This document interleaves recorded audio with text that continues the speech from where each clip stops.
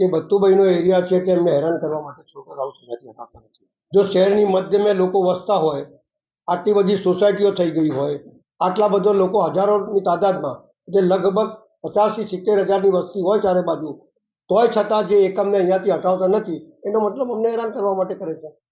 બીજી વસ્તુ, દરેક ચૂંટણીની અંદર મારા જુદા જુદા વોર્ડ કાપી નાખે, મને હેરાન કરવા માટે બધી ફોર્સો લગાડી દે.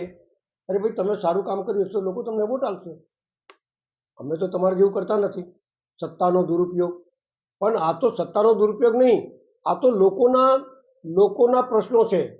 લોકો હેરાન થઈ રહ્યા છે, લાઈફ ઓફ એવરેજ ઓછી થઈ જાય છે, એમની જિંદગી ઓછી થતી જાય છે, દુર્ગંધ મારે છે, લોકો દરવાજો બંધ કરીને બેસે છે, લોકો કોઈ દીકરીઓ પરણાતા નથી. તમે આ પરિસ્થિતિ શહેરના મધ્યમાં હોય તો શરમથી ડૂબી મરવું જોઈએ તમારા લોકોએ.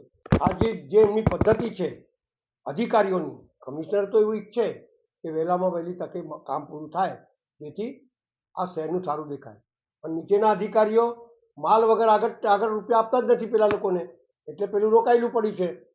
મારો સીધો આક્ષેપ છે કે એવા અધિકારીઓ જે કામ કરવામાં વિલંબ કરે છે, જે કામ કરવા દેતા નથી અને કોન્ટ્રાક્ટરને બિલ નથી આપતા, એના ઉપર ચેકિંગ કરીને એમને ઘર ભેગા કરવા જોઈએ.